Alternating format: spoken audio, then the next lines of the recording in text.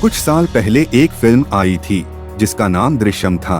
इस फिल्म में मुख्य किरदार अजय देवगन का था और फिल्म की कहानी में दिखाया गया था कि कैसे अजय देवगन एक हत्या करते हैं और खुद को उस वक्त कहीं और दिखाने की कोशिश करता है। ठीक उसी तर्ज पर नागपुर में भी हत्या की गई और हत्या करने वाले आरोपी का नाम भी अजय ही है।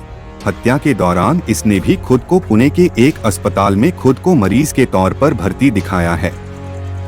दरअसल ये पूरा मामला नागपुर के बेलतरोड़ी पुलिस थाने के अंतर्गत का है, जहां आर्मी के जवान अजय वानखेड़े की तलाकशुदा ज्योत्सना आकरे की मैट्रिमोनियल प्लेटफॉर्म पर मुलाकात हुई।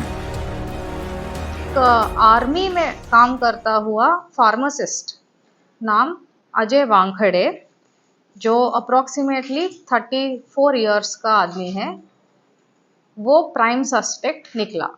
एंड उसका बैकग्राउंड ऐसा है विथ रेस्पेक्ट टू ज्योत्सना कि वो दोनों शादी.com पे कुछ 1-1.5 साल पहले मिले थे। फैमिलीज का भी एक दूसरे से परिचय हुआ, ज्योत्सना आकरे का फैमिली एंड अजय वानखेड़े का फैमिली, और वो आदमी नागपुर का रहने वाला है। दोनों के बीच संबंध बन गए। दोनों के ये संबंध करीब 2 साल तक चले। कुछ समय के बाद ज्योत्सना ने वानखेड़े पर शादी करने का दबाव बनाना शुरू कर दिया। 2 बार तलाकशुदा वानखेड़े ने शुरू में विरोध किया, लेकिन गर्लफ्रेंड की लगातार मांगों ने आखिरकार उसे उसकी हत्या की योजना बनाई। पुलिस का मानना है कि वानखेड़े ज्योत्सना को बुटीबोरी के पास एक सुनसान जगह पर ले गया, जहां उसने पहले उसे शराब पिलाई और फिर बेहोश होने के बाद उसकी हत्या कर दी। उसके शव को दफनाने के बाद वानखेड़े ने गड्ढे को पत्तियों, टहनियों और पत्थरों से ढक दिया।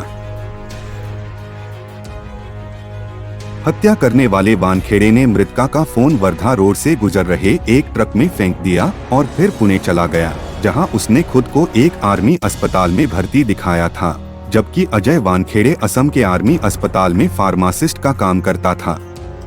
नागपुर की बेलतरोड़ी पुलिस ने शुरू में 29 अगस्त को महिला के गुमशुदगी की रिपोर्ट दर्ज की, लेकिन बाद में 17 सितंबर को मामले को अपहरण के नजरिए से बदलकर ज्योत्सना की तलाश शुरू कर दी।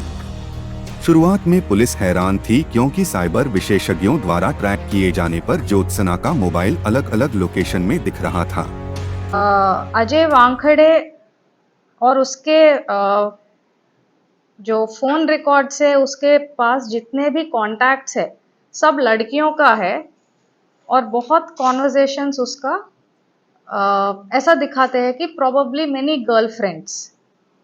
सो character wise and post incident behavior wise and technical evidence which is last location, ये 3 रीजंस के वजह से वो प्राइम सस्पेक्ट निकला। बाकी ये बात रह गया था पता करने की कि व्हाट वाज द मोटिव, अगर वो पहले ही सेपरेट हो गया था। सो अजय वानखेड़े के बैकग्राउंड देखा गया था इन डिटेल। उसमें हमको ये पता चला कि वो थर्ड वाइफ ढूंढ रहा था 1-1.5 साल पहले थ्रू शादी.com। उसको ऑलरेडी 2 शादियां एंड 2 डिवोर्स हो चुके थे।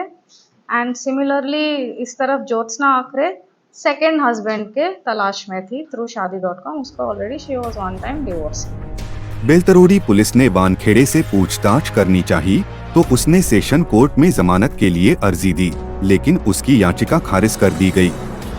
बाद में उसने उच्च न्यायालय का दरवाजा खटखटाया, लेकिन वहां भी वानखेड़े की बात नहीं बनी।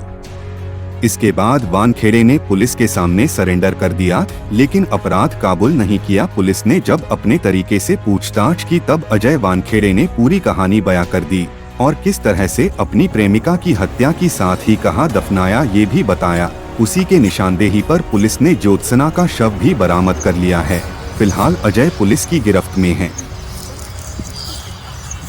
वो ये घटना, मिसिंग घटना होने के 3-4 दिन बाद हॉस्पिटलाइज हुआ है एंड हॉस्पिटल है उसका पुणे में। सेकेंड 28th नाइट को उसके कुछ फोन नंबर्स उसी लोकेशन दिखा रहे हैं जहां से लड़की का लास्ट लोकेशन 28th नाइट को था। थर्ड, अजय वानखेड़े और उसके जो फ़ोन रिकॉर्ड्स है उसके पास जितने भी कॉन्टैक्ट्स है सब लड़कियों का है और बहुत कॉन्वर्जेशंस उसका ऐसा दिखाते हैं कि प्रोबेबली मेनी गर्लफ्रेंड्स